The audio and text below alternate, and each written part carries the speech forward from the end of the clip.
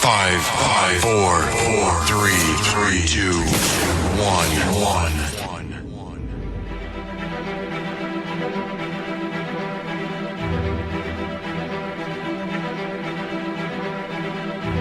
When I had come down this hill, I had seen this creature cross the road.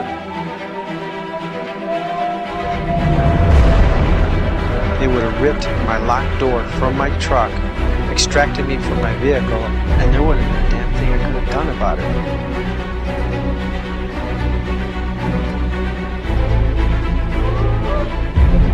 This thing, I got to notice in its eyes. Its eyes was real evil, real sinister looking. You know, the look it was giving me.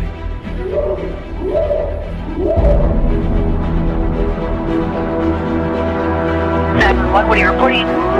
Jesus Christ, you better... Sir? Zia! Hello? Get somebody out here. What's going on now, sir? That son of a bitch is about 6'9", I don't know. Do you see him now, sir? Yes, I'm looking right at him. Uh-oh.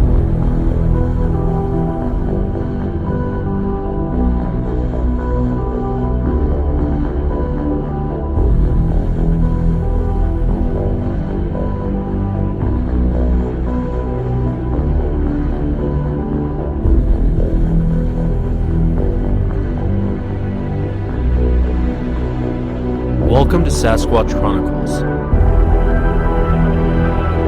a place where people share their encounters. Let's start the show.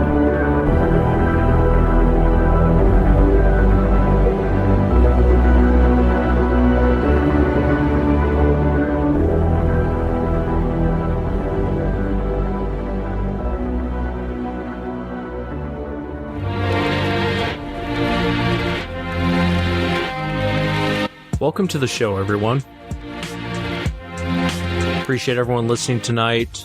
I want to talk for a moment about people's encounters, and for those of you out there who have had encounters, I think the bulk of our audience probably has not had an encounter, but is either intrigued by the subject or enjoys the subject. Those of you who have had an encounter will understand what I'm talking about. I took a video. I wanted to show people on SasquatchChronicles.com what the area looked like where Woody and I had our encounter. So I went up there. I have bought a cheap GoPro, went up to the place and started filming it. And as I was filming it, I almost didn't post this to the website because I look pretty wimpy in the video, and I didn't like how I portrayed myself. But it's interesting when you retell an experience, retell an encounter, and as you've heard many encounters on the show, you get a sense that the person is reliving what they're going through. And it's true, when you've had an encounter, you do relive the moment. And so, in my great idea of going up and filming the area where Woody and I had our encounter, it bothered me more than I thought it would.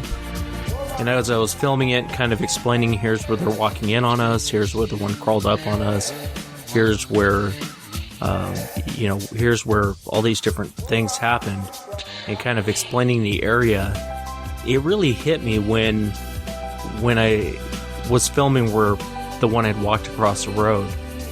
And it really bothered me. I think the point, it's funny, your mind turns into almost like a movie reel. And as I was sitting there filming it, explaining where this one had walked across the road, all I could picture in my mind was that monster walking across the road and preventing us from leaving. And so it really bothered me. I appreciate everyone's nice comments on SasquatchChronicles.com. It wasn't easy for me, so I definitely appreciate everyone's nice comments. Here's a clip from the actual video.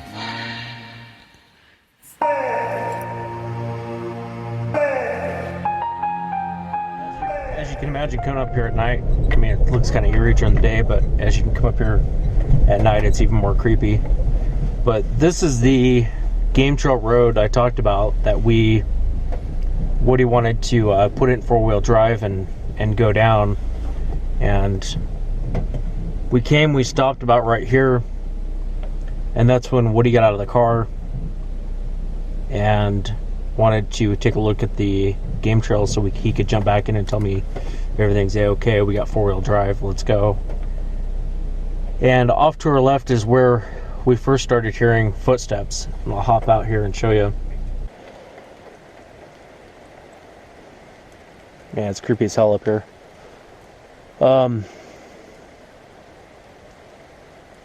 When we're sitting in the car, and I'll show you off to our left over here is where we started hearing footsteps. Something walking through this area right here towards the car. And right now it's February, but during the time of our encounter it was November.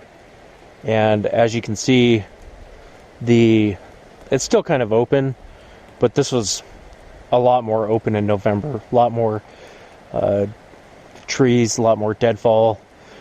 This is the road where all the leaves were, where I talked about the thing crawling out. But as we sat in the car,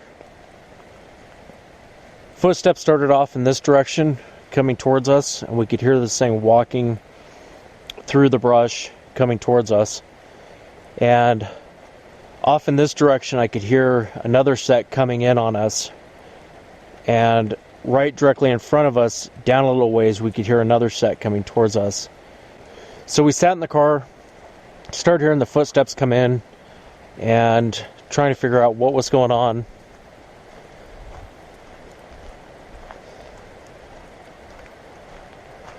At the time of our encounter, this whole thing was a pile of leaves sitting up here that had fallen, and just debris that had fallen. And as we were hearing the footsteps come up, something had come out of the brush.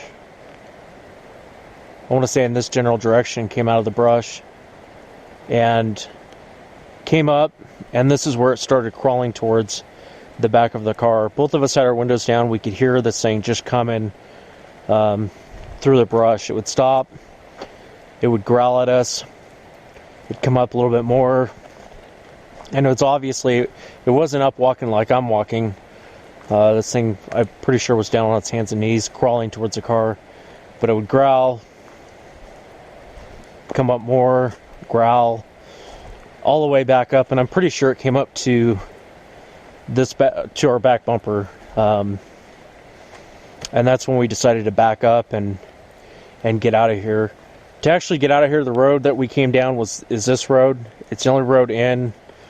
It's the only road out if you want out of here. This just takes you deeper and deeper and deeper into the woods. This is actually Yakult Mountain. I think that you can probably hear the river down there. And I'll take you down there in a second and show you, but we've tried to climb up this, and it doesn't look like much, probably from here where my camera's sitting, but that's a pain. It's a lot thicker than it looks, and it's just a pain to get up into that area. When we came back to get the GPS, this is where we had seen footprints.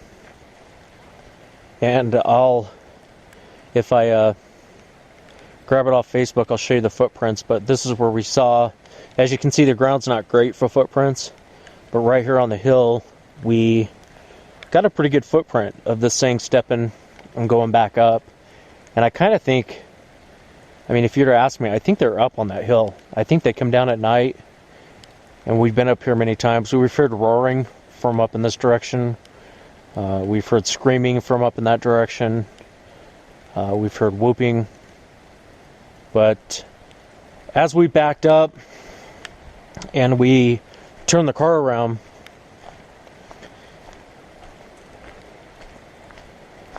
we pulled the car. Woody probably drove, 30, 40 feet, something like that.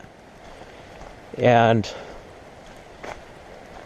we'd stopped here, so Woody turned the car off and said that he just needed a second, couldn't drive us, both our hands were shaking. I was looking straight ahead, Woody was looking up to his left, and in this tree, it looked like a monkey wrapped around, just had its legs wrapped around, had its arms wrapped around, and it just looked like a monkey in a tree. And I remember leaning over out of the car and looking up and just seeing this monkey in a tree. And as I sat back down and him and I just kind of talked about it, I had asked, I told him I didn't know what it was. I thought it was a monkey in a tree. And about that time, off in this direction up here, we could hear breathing. Something breathing heavy.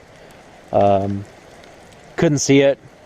But in this whole area, the moon was coming up from this direction and was just lighting this whole area up. But up on this ridge up here, something was breathing real heavy at us, and we just couldn't see it. This is about where our car was stopped, where we had stopped to. I wanted to kind of show you. There's these white trees. I think they're white, kind of white trees. And as the moon was coming in, it was lighting this whole area up. Now, these things were coming behind the car, and they'd come from my vantage point in the car, looking down at my mirror, looking up at this hill, listening to the breathing. I could see these white trees. Something was running, what I know now what it was, but at the time I didn't know what it was running across this road. It would stand by these white trees, and as the moon was coming in, it was lighting everything up. I could make out a figure or whatever it was, but it would almost block these trees. Then it would take off running this way. And it did it a couple times. It would run across this here, stand in front of these trees, run back, and I could see it from my passenger side mirror. And that's about the time I told Woody I wanted to leave. I didn't want to be here anymore. Let's go. We had time to kind of gather our senses, and that's when the big one stepped out right here. As you see the road turning, it stepped out into the road right here. Probably 60, 70 feet away, it stepped out into the road, and it would stop, it would look at us, kind of turn its body, look at us, and it took its sweet time getting across this road. It's not there anymore, but there used to be a downfall tree right over here. It was a pretty big downfall tree, and that's when it was coming across this road, and it went behind this tree, and that's when it was playing the step out of the and I can't even talk.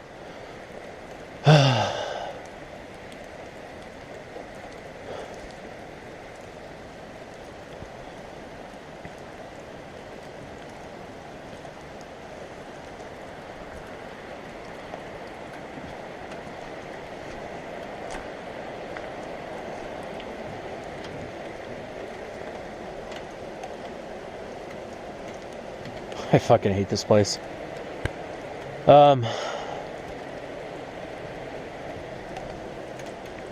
It stepped out into the road. That's when the big one stepped out into the road, and he was taking a sweet time getting across this road. He came down from this area. He'd step down into the road and would take one or two steps, turn and look at us, one or two steps, turn and look at us, one or two steps, turn and look at us. There was a deadfall tree on the other side of this road. That's not there now, but it used to be. We came back and measured it. It was about 8 feet up off the ground, and that's when he stood behind it, and we could see him standing there. He obviously wasn't hiding, but we could see him standing there, and he would come out and do kind of a pump action like he's going to charge us, and then he'd go back and stand behind the tree, and to this day I don't know why he did that, but he would just come out and come out, kind of pump like he was going to charge us, then go back and stand behind that tree. And he did that several times. And when he went back behind this tree, you can kind of see up on the right hand side, there's kind of I hate to say it's like a ridge top, but it's kind of goes up, and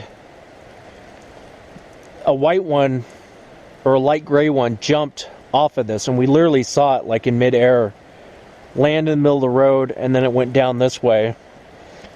The big one stepped out, and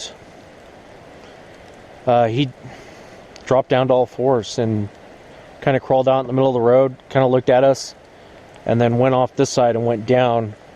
And I'll show you kind of where they're headed, but yeah, it was a wild night. And again, to watch the full video, please go to SasquatchChronicles.com. First guest tonight, we'll be talking with Bruce. And Bruce kind of had an interesting encounter. He had actually a couple interesting encounters really close to his property. But I wanted to bring Bruce on so he could talk about his encounters. Bruce, welcome to the show. Well, I've had a couple of encounters from about 2011 when I moved into this house through 2013. Let's start off with your first one. Tell us what you were doing and what happened. Okay, well, the very first thing that happened was right after we moved in. This is my mother-in-law's house, and she was in a nursing home. And the house had been empty for probably about a year or more. And it used to have a bunch of floodlights, and they're all gone now. But anyway, I slept in the basement because I have sleep apnea, so I snore very loud and irregular. And my son was down there with me, and he woke me up, and he said there was a growling at the window. We had an open window at the time. It really freaked him out, and he saw some eyes shining through the window. And then a couple of days later, about 11 o'clock at night, on a drizzly night, he's about 17, by the way. I decided I wanted to go out and get some ice cream at the store for a little treat for he and I and his mother. So we were riding, and probably about half a mile from the house, we saw this huge black figure on the side of the road. And my first thought, I slowed down as I saw it to about 20, 25 miles an hour, and it was just a real light drizzle. My first thought was it was shaped like a Newfoundland, one of those big German Saint Bernard type dogs. But it was about 5 foot tall at the shoulder, and the tail looked like it was broken halfway down or bent about like 20, 30 degrees, and it was wagging real slow. And as I rode by it, I was staring at it the whole time, and it was just black. It looked like black mangy fur that had been rolled in oil and then dirt and then wet. It just looked nasty. And I was in a 2000 Explorer, and this thing was a little bit taller than the hood of my truck. And it was close enough my son could have reached out the window and touched it. And it was in a little dip off the edge of the road about a foot below the road's height. And I just wish I had stopped, because my headlights were just, the road was bending, so my lights were right on it. I wish I'd hit the high beams and blew the horn to get it to move. I did a quick U-turn at the very next corner, and it was gone. I was talking with my son, and as soon as we had turned around to go look for it again, all that went through both of our minds was it had to be a Bigfoot or something like that. It had to be an arm sticking out. It's what it looked like. I was trying to make it a tail in my mind. But that would have been a huge dog. We're talking as big as a buffalo on the side of the road. And, I've owned big dogs. I've had a Saint Bernard. I've had Rottweilers. I know what size dogs are. I know the biggest dogs are English Mastiff. They get about 250 pounds. But this was no dog. It didn't have a head. Because that's what I was kind of looking for as I rode by, was a head. It was like just this big, black, nasty, hairy blob with a thing sticking out that kind of looked like a tail, but more like an arm. And it had hair. It was probably about 5 inches, 6 inches long, all matted up and hanging off of it. And it just kind of had like a blunt end to it. I didn't see a hand. My headlights weren't quite on that end of it. I was thinking a dog on all fours, but if picturing it in my mind, and I've been thinking it over ever since. It's been stuck in my brain almost like an obsession.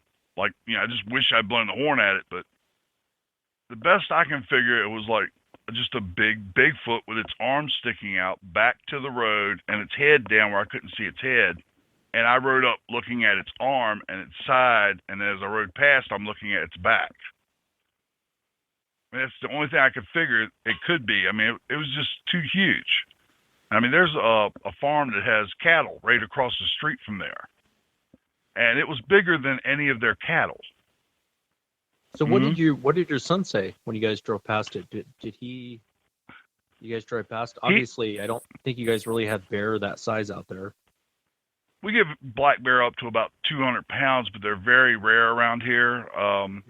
Now, we did have a news report that supposedly a mother and like 3 cubs were in the area maybe about 3 or 4 weeks later, and people were supposed to like stay away, but never heard anything about them catching it, moving them, killing them, or anything. Yeah, and it's I know a bear. I mean, I've been in the woods. I was in the Scouts. You know, I'm not a big hunter. You know, I'm more of a person that gets deer fever, where I will pop the shotgun at 300 yards at a deer. You know, yeah, I get too trigger happy, so I don't hunt. It costs too much money when you're like that.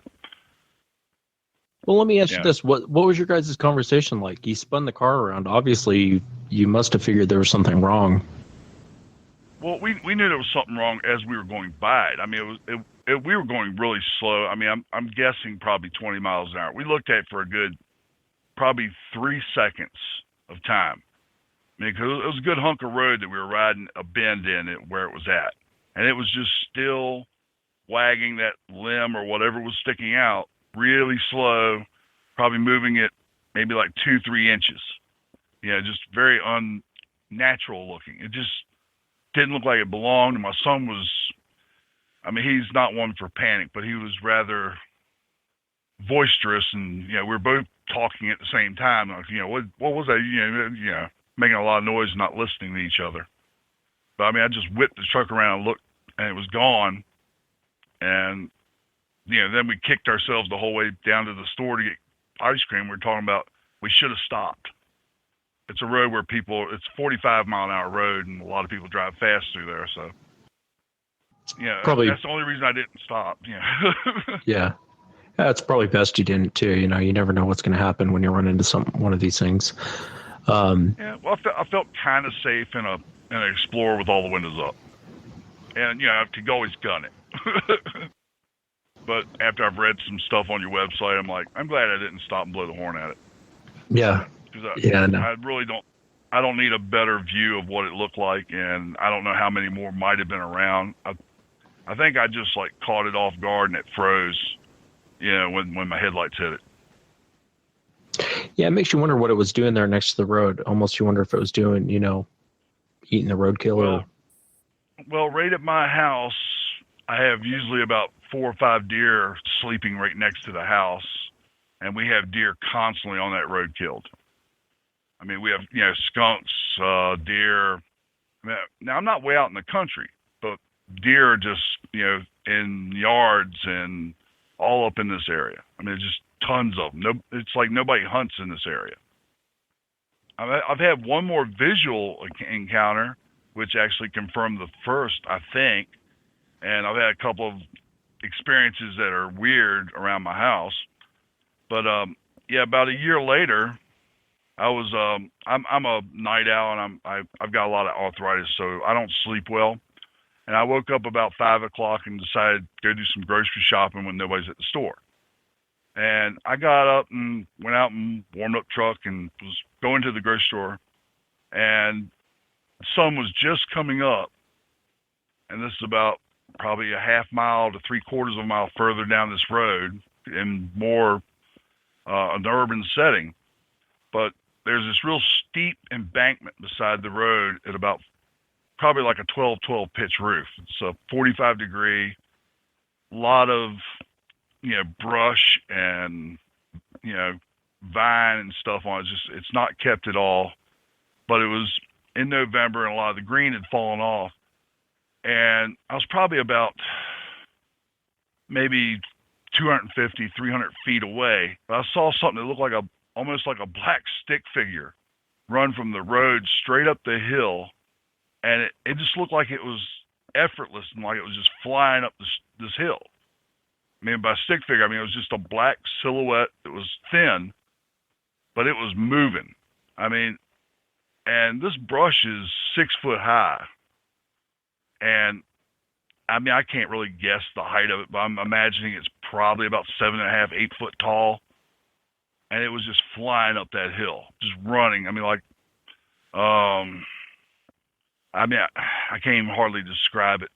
Almost like an Olympiad, just a perfect form, just moving. The arms are flailing, but it was flying up that hill.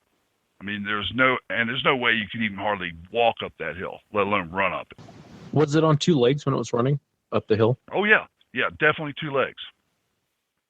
I'm kind of excited to actually get this stuff off my chest. I didn't really pay attention to like dimensions of the arms and legs and the body.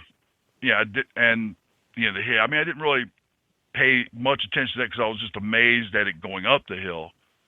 But I mean, it just looked like an athlete, with just perfectly flying up that hill. And I mean, we got joggers around here, but nobody's running up that hill. I mean, Yeah, that's what I was going to ask you is could it have been a person? Do you think it could have been a person running up that hill? I mean, and that's a question I realize that people might be asking in their minds when they hear it. The hill, the way it ran. Well, like I said, it's like a 12-12 pitch, like a 45-degree angle, and just weed covered vines, little bushes and all kinds of stuff just to tear you up. And I'm on disability. I don't make much money. I would give somebody $100 if they could run up that hill in less than 5 minutes. How many seconds did you get to see it, and how much ground do you think it covered? Oh, well, I saw it for, I'd say maybe 2 seconds at max. And it went point to point probably about 125 feet maybe. Yeah, that's quite the, especially up that incline. If you're sitting there going 1,000, 2, 1,000, it's covering a lot of ground in a short amount of time. Yeah, it was only like 6 or 7 steps to it. I mean, it almost looked like a cartoon the way it moved up the hill. I mean, I'm thinking, physics. It's like, the feet should be sliding out from under it, and it should be grabbing at the ground, but it's just running. It's just flying up the hill. Well, tell me what's going on around your property. You said you had a few things going on around your property. Well, I've kind of given up sleeping in the basement because right in the basement, it has a walkout basement with a big glass door that I now keep a lot of like old wire and stuff in front of. But it's kind of got a sheltered area. It's just pitch black behind the house. My father-in-law landscaped the place like perfect for burglars because there's like these 20-foot trees on every corner of the house, and then the whole back is lined with trees about 25 feet behind us, and a little cubby hole where the deer love to lay right next to the house back there. And I'm laying there, and I've got a window unit air conditioner in the basement. And it's, so the windows are cracked open a little bit. You can hear me outside. And with my sleep apnea, when I'm sleeping, I'm doing, I'll stop breathing and then go real loud, And one night I was down there, let's say it was probably after I saw that one run up the hill. But I have a little dog. It's half Cocker Spaniel, half Dachshund. She's about like 12 pounds, right? Pretty fearless for most of the part. Well, anyway, she's down there with me, and I woke up. I was on the couch, and she had crawled up on top of my head, and she was just trembling. I mean, just about ready, vibrate the top of my head off. And I woke up and pulled her off, and it was right at sunrise, and I heard this like that at the window, and I looked over, and a shadow fell over the whole window. And then I heard like 3 thumps, and that was it. It was gone. I mean, I didn't see anything, but the light was blocked, and then it was the light was there again. And I heard these 3 loud thumps outside, like it was running off or it hit something or it was just, yeah, and that was it. And my son has heard weird sounds out the back from the basement. And, we'd be sitting there watching TV and, like, just pause the TV and you hear things out there or you hear all the deer just all of a sudden run away. Yeah, it's pretty odd. Now, my son did have one experience by himself. He was jogging on our road, and there's an access that comes up to our neighborhood where he likes to finish. He runs downhill, then walks back up the hill. And as he was walking back, he saw something about 3 foot tall that was black. And this is also a very steep hill, but it's very short. But he saw these 2 black things stick up in the air, and they just darted up the hill. And it was like 3 foot tall, just a black blob with like 2 black things up in the air. And he said he stood there for a minute, and then he walked up the hill, and he couldn't find anything.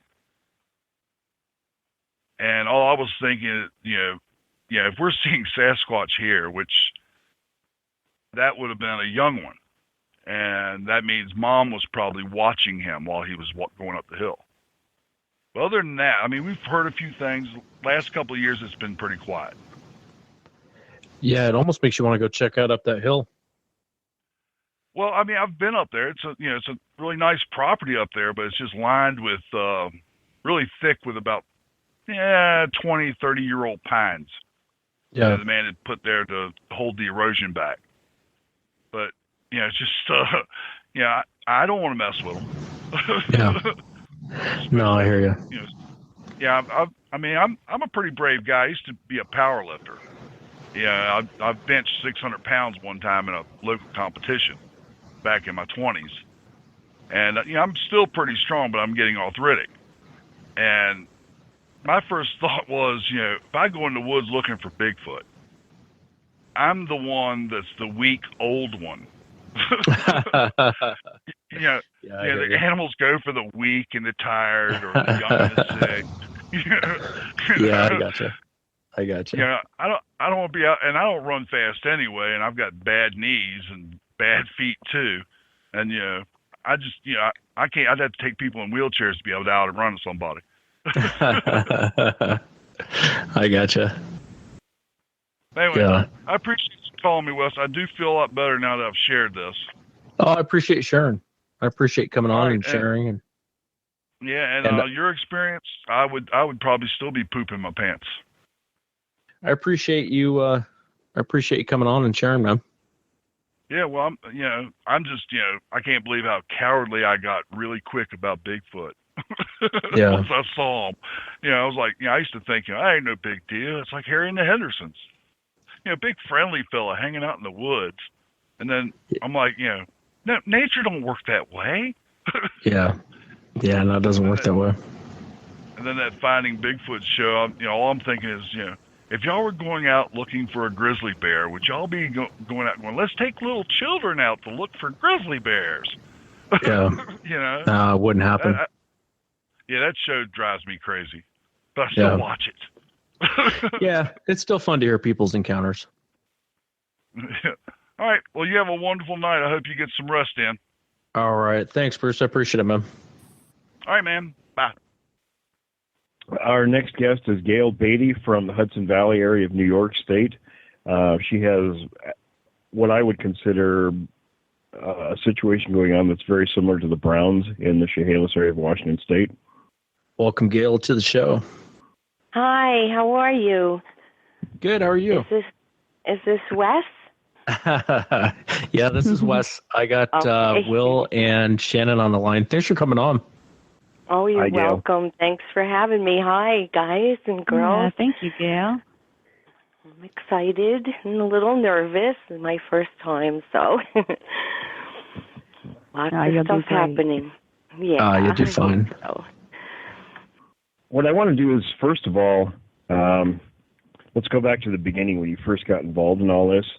Before we talk about anything that's going on there, tell us a little bit about your background and how you got involved in this subject? All right. Well, I grew up in Pine Plains, New York, and at the base of Stissing Mountain. And we have two lakes, one across the street from our house and then another big lake. And I grew up hunting, fishing, horseback riding, camping, milking cows on friends' farms, and, just an outdoors person. And one evening, I guess I was maybe about 14 or 15, I got grounded by my parents for something I did, so I didn't tell anybody. I just decided I was going to go up on the mountain and camp out there by myself. So I took my tent and set it up. It was still light out, and it started to get dark out, and I was fine. I'd always been up in the woods and, never had any fear of anything.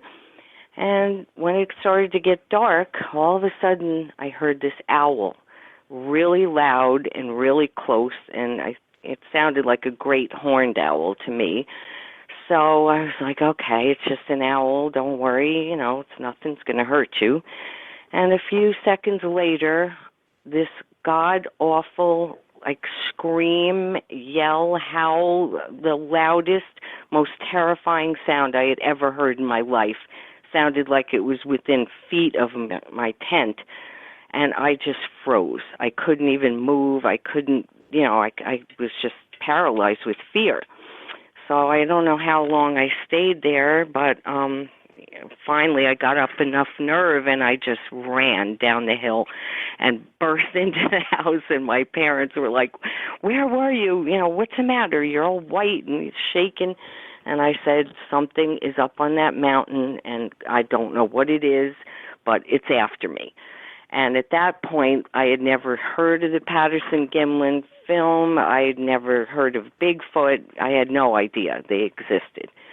So years later, I went through my life, got married, had children and everything, and moved back up here because for a while I moved down to Putnam County, and I continued to hunt while I was down there and fish and everything. But when I moved back up here, I decided to Google, because I was watching Finding Bigfoot. And I said, geez, some of these sounds it could be what I heard on the mountain. Maybe it was a Bigfoot. So I Googled Bigfoot sightings in Dutchess County.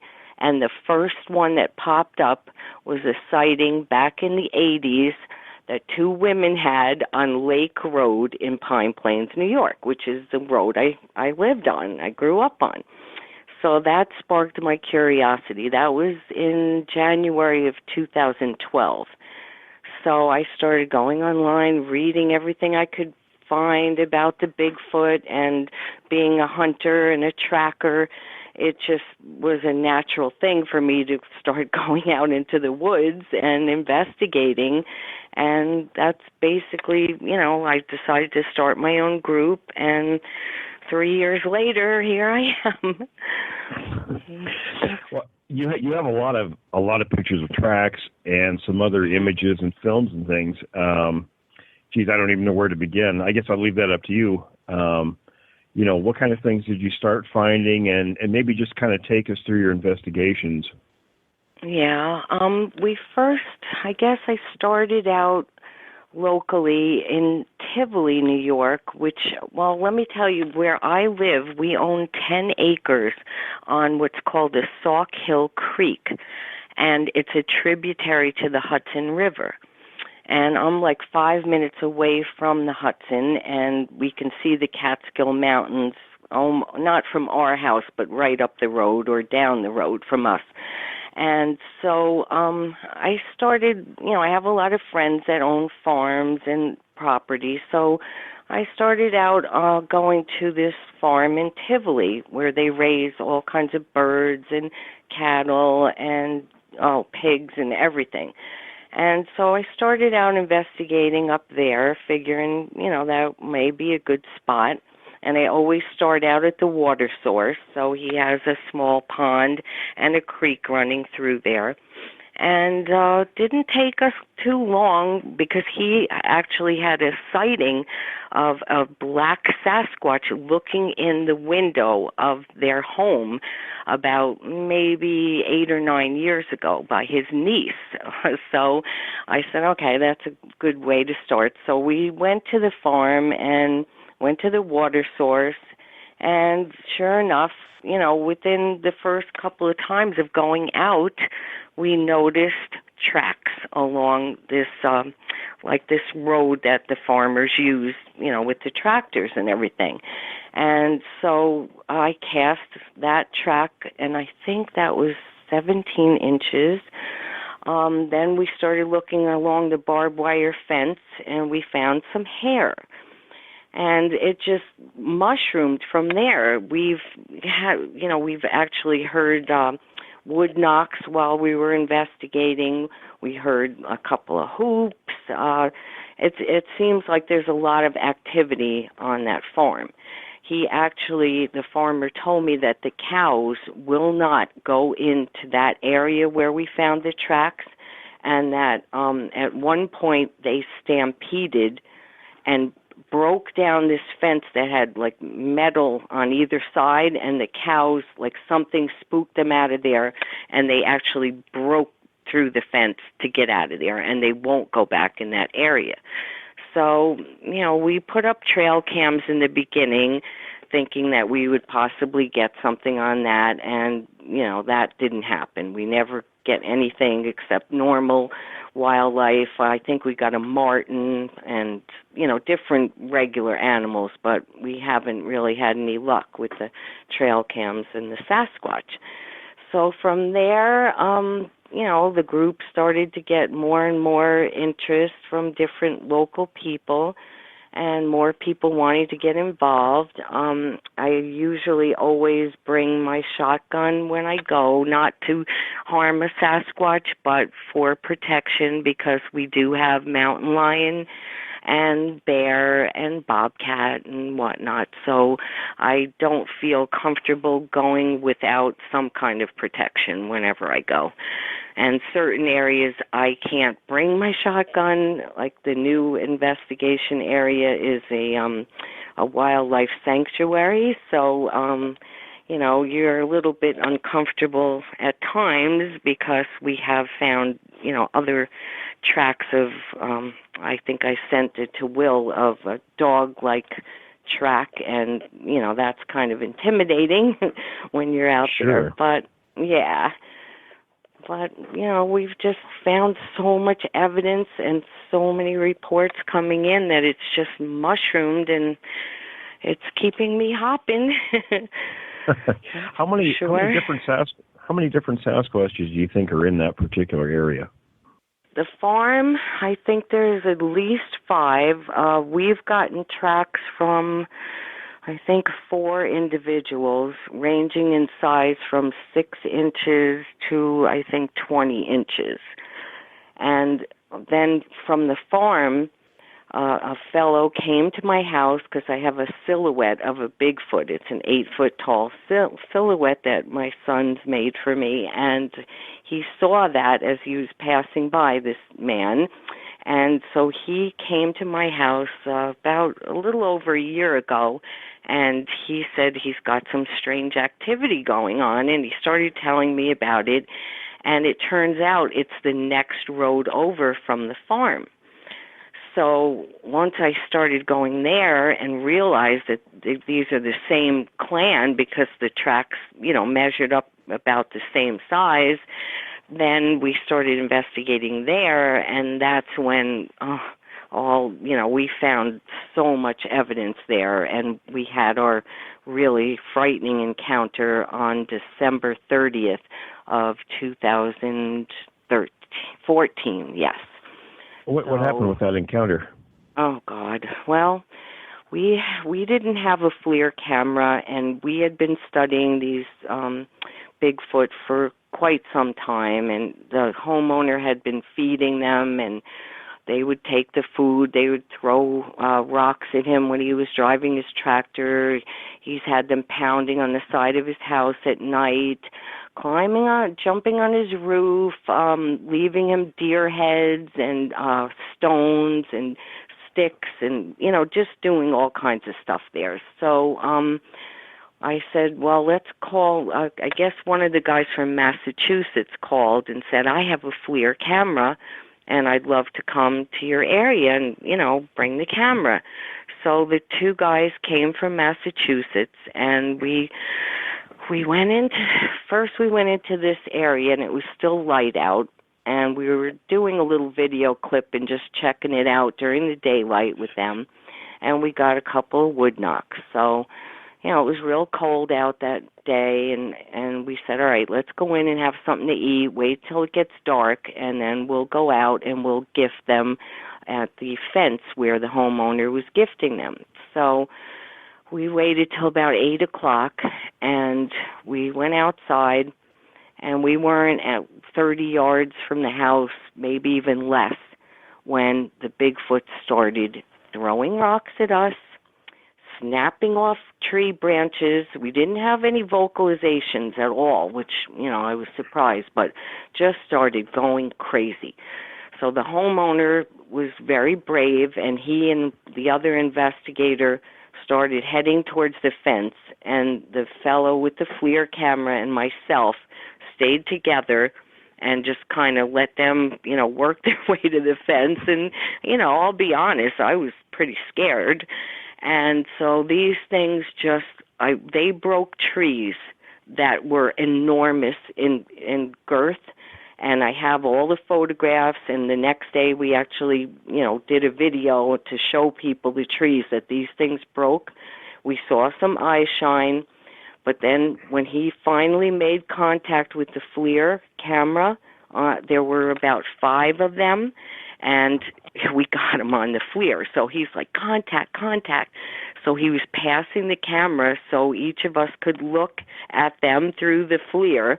And when he passed it to me, I'm a lefty, and I hit the wrong button and shut the darn camera off. But anyway, we do have a few. Yeah, I know. I'll never hear the end of that. But we do have some footage that we will be releasing when we do our documentary. So for now, we have it, and we do show it at our presentations and stuff, but we don't want to put it out there yet.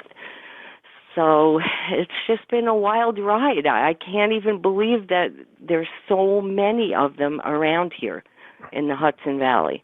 And we're only 2 hours north of Manhattan. Wow. Yeah, it's it's an area you would never think, that part of the country, but it's pretty rural there, right?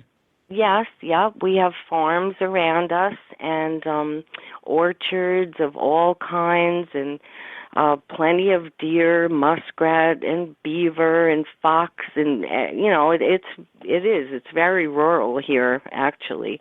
And where I live is perfect habitat for them because this creek goes through, and then it opens to a pond, and then there's a waterfall, and then it heads across Route 9G and to the Hudson River. So they have so much food here that they're here year-round. I mean, maybe some of them might migrate, and we do seem to have a lot more activity this time of year, in the dead of winter, and we have over a foot of snow right now. Mm-hmm. So it's incredible. No, Gil, you had sent, I think, Will a picture of what looked like something behind a tree. It was a pretty good picture, actually. I don't think it was, what do they call it, pareidolia? It's definitely the dog something. Man one? The one standing, the light-colored one? Yeah, that was creepy. That was, we are investigating that wildlife sanctuary, and we had gone out that day. I think there were 4 or 5 of us, and Connie Emming, one of our members, has taken over the photography part of it because she's really good with the camera. She bought a new little Sony HD camera. So she was walking behind us and filming. And, well, earlier well, let me back up a little bit. We went to this place where we investigate, Chuary, a couple of weeks before that photo was taken. And I was with Johnny Angel. He's also a psychic, and he likes to, he's good in the woods, and Connie and this new guy, Brian, who had never been Bigfooting before. So for some reason, Johnny suggested that we split up and that Connie and Brian take the higher trail and Johnny and I would take the main trail. Well, they're about 15 minutes into their high trail, they started to hear, these sounds. Like Connie's like, I keep hearing something behind us, And so they continued to walk, slowly, and she was filming. And then they said, well, okay, let's stop and take a drink, and we'll meet up with Gail and Johnny down on the other trail. So as soon as they stopped and took their backpacks off and started drinking the water, and of course the camera was shut off at that point, they started getting these loud, like, whack, whack, whack. And so she's starting to text me to see if that was Johnny and I messing around or something. And I texted her back and I said, where are you? You were supposed to meet us. And so then she realized it wasn't us, and then it happened again, like 6 or 7 whacks, as loud as anything. So they just grabbed their packs and they took off. And then they met us down at the main trail, and they were both visibly shaken. And so we get home and we review the video, and in that video, there is a huge, what I believe is a female Sasquatch with a young infant, like on her left shoulder, clinging to her left shoulder, and a juvenile in front of her. And the mother Sasquatch has a stick in her hand, and the juvenile has a stick. And I sent this film to a producer, John Matuzzi, who is a filmmaker, and he edited the video and slowed it down, so we do have a clip, but it's from probably 40 to 50 yards away, and it's not the perfect money shot, as you would say, but it's incredible. So we think that they got a little too close, and when they stopped to drink, then she felt threatened because she had the 2 young with her, and then she spooked him out of there. So we have that clip, and that was amazing. We've had other times out there. So then the next time we went, oh no, what was that? Let me think. No, that's the same clip that dog-like creature or whatever it is was standing when we were reviewing the clip and looking at the mother Bigfoot with the 2 young. There was that creature standing maybe 20 to 30 yards from the trail that Connie and Brian were on, and from the mother Sasquatch was just standing there. And, I just happened to freeze frame each frame, and there I saw it. And I sent it to Scott Carpenter, and he said, it's not black like the dog man that he has in his picture, but he definitely said, it could be, but we don't exactly know what it is. Some kind of creepy looking thing, but it never, tried to attack us or anything. Now, let me ask you a question. In the beginning, you were talking about the farmer that, did you say he was feeding them? No, not the farmer. He doesn't feed them, but the habituator, which I'll call Doc because I have to protect him because he still has activity on a daily basis there. So, but yeah, he feeds them, and he's only maybe 6 miles from here, from my home, and he has activity all the time. Does he notice a lot of bad behavior? Yeah, he's gotten, like, I don't know if you guys believe in, like, infrasound or zapping, but this man, he has been hit so many times with, something like that makes him, and I've physically, witnessed it with my own eyes that night of the 30th when we encountered the Sasquatch, and they were breaking down the trees and everything. Not only did the homeowner get zapped, but the man with the FLIR camera got zapped. And I was like right next to them, and they didn't hit me with it, but the other guys were like shaking, nauseous. I mean, really, it was bad. And, we didn't stay out there too much longer after that because it was frightening. I mean, terrifying.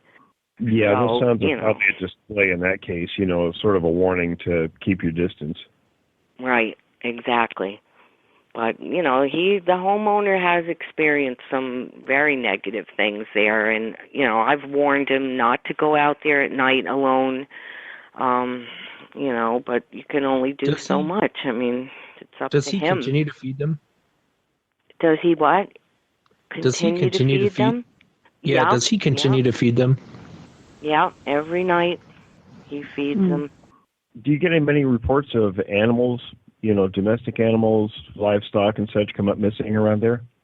Yeah. Actually, 3 days ago, one of my bait customers came in, and he lives in Pine Plains, and he said that a friend of his has a farm, and a calf just vanished. They have no idea where it went. They didn't see any drag marks or blood or anything. And he took one of my cards. And then he also reported another lady in Pine Plains that has a dog kennel that's having activity around the kennel, which is pretty common. I've gotten 2 other reports of, dog from people that have dogs that have been harassed by the Bigfoot. And, I told him they will kill and eat domestic animals, and don't leave your dog out in the pen at night. You know, it's crazy. But most people aren't even aware that these things exist, number one, and if they do hear about them, they think there's only one. So, I'm trying to educate these people to what's really happening, because, when they encounter something like that and not even, realizing, they just go off in the woods or, go for a hike by themselves, and they have no clue as to what's out going on around there. Yeah. Absolutely. Yep. Absolutely. Mm-hmm. Yeah. And Gail, I was wondering, as far as your research as of late, I was wondering how often you feel threatened or in danger, or do you at all? Actually, I have a healthy respect for them. I'm always on guard, as well as our other team members. We usually go out with at least 4 people, and most often one of us is armed. After seeing that wolf-like track and seeing that wolf-dog-type creature, that really kind of scared me more than the Bigfoot for some reason, and now I know why, because I've been looking at a lot more dog-man encounters online lately, and it's pretty frightening. So, I haven't, other than that night of the 30th, and if they were going to kill me, they would have done it then, I think. But that was the most frightening encounter. And the first time I heard that horrible howling scream, that was terrifying. But since then, I do respect their area, and, I don't want to push them, and I don't want to chase them. I already know they exist, and I don't need to prove it to anyone. I'm just documenting my findings and trying to educate the public right now, and taking lots of reports. I actually got 3 last week from the same road, and they didn't know each other. One guy, Larry, called. He had maple syrup lines that he was checking, and he noticed that some of the lines were ripped out. And he looked on the ground, and there's a bunch of Sasquatch tracks. So he called me first. The next night, this man, Chris, called the same road, right down the road from Larry. His dog was out in the pen barking and carrying on. He went outside to check to see what was wrong, shined the flashlight on the ground. There's tracks all around the dog pen. So he called me, and he was in a panic. I mean, he was, because he's originally from the city, and he said, if I would have known these things were around here, I would have never bought this house. And he said, I'm packing up and going back to the city tonight. So that was like, I felt so bad for him. And so then 2 days after Chris called me with the dog incident, this man Donald called in the same road, and he said that he had just bought 12 acres of land on that road, and they cut all the trees down this past summer.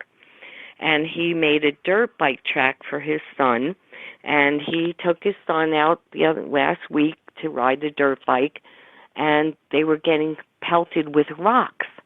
And he said, geez, maybe these rocks are getting kicked off the back of the motorcycle tire. But then they started to see the rocks, and they weren't big rocks, but, they started to see them coming from, the wood line. So they got out of there, and he called me, and he was, kind of upset, and he's like, is my son safe to be out there, riding his dirt bike alone? And I said, well, they do like to observe children and people in general, but I don't think I would let him go there alone, And then that's good advice. Yeah. I mean, I don't know how you guys feel about the missing 411, but it's kind of creepy when you hear about all these things and these people disappearing, and especially children. That I really don't want people to be harmed in any way, but or disappear, but you don't want to spook them either, so that they don't want to go out in the forest anymore.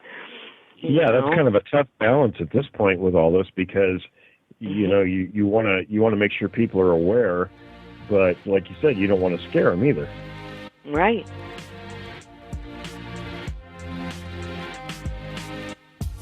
Much more encounter stories coming up. If you're listening to this on SasquatchChronicles.com to the full uncut audio from this interview, hang tight. We'll be right back. Otherwise, I want to thank everyone for listening tonight. And if you're out there listening on your podcast player, iTunes, Stitcher, however you're listening to us, if you get a chance, please visit us at SasquatchChronicles.com. Thanks so much, everyone. We will see you next week.